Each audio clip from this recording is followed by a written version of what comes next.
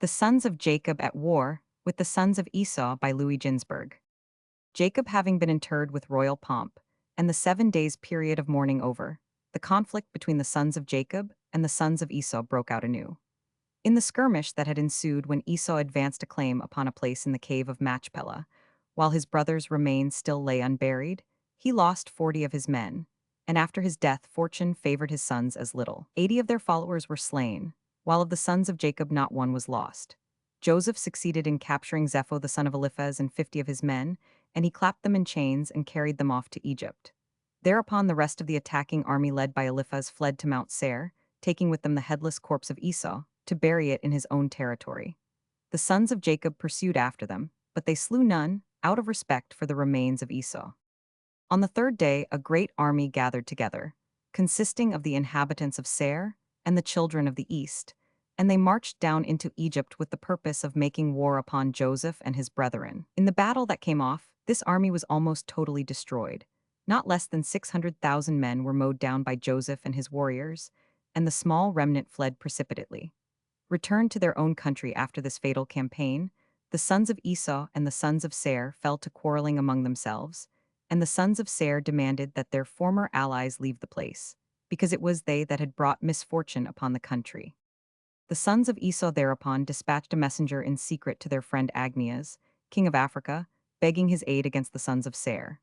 He granted their request and sent them troops consisting of foot soldiers and mounted men. The sons of Seir, on their part, also sought allies, and they secured the help of the children of the east and of the Midianites who put warriors at their disposal. In the encounters that ensued between the hostile forces, the sons of Esau were defeated again and again, partly on account of treachery in their own ranks, for their men sometimes deserted to the enemy while the combat was on. At last, however, in the battle that took place in the desert of Paran, the sons of Esau gained a decisive victory. They massacred all the warriors of the sons of Seir, and the Midianites and the children of the east were put to flight. Thereafter the sons of Esau returned to Seir, and they slew all the inhabitants of the place, men, women, and children, sparing only 50 lads and maidens. The former they used as slaves, and the latter they took to wife. They also enriched themselves with the spoils, seizing all the possessions of the sons of Seir, and the whole land was divided among the 5 sons of Esau. Now these descendants of Esau determined to put a king over themselves.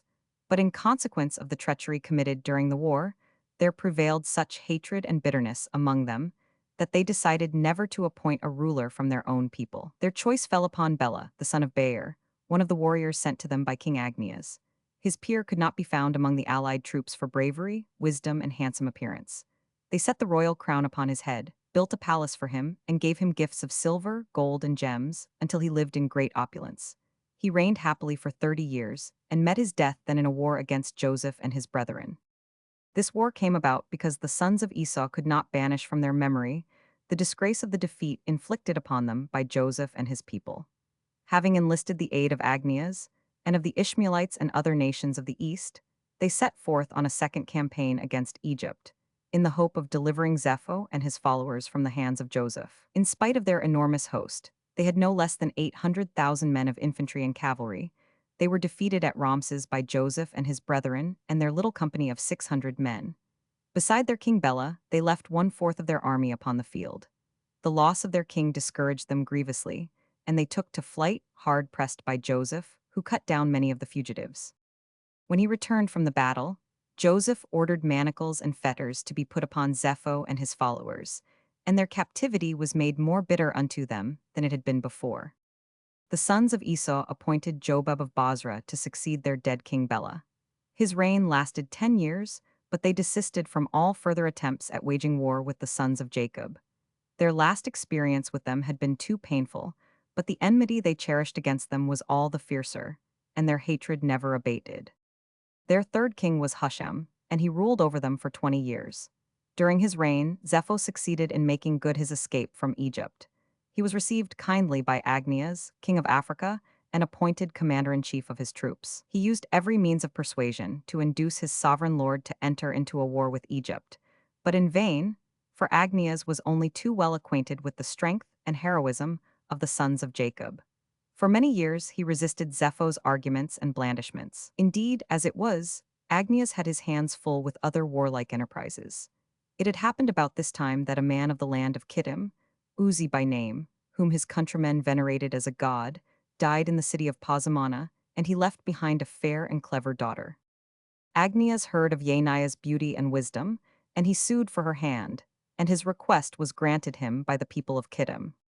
The messengers of Agnias were hastening away from Kittim, bearing to their master the promise of the inhabitants that Yeniah should become his wife, when Turnus, king of Benevento, arrived on the same errand.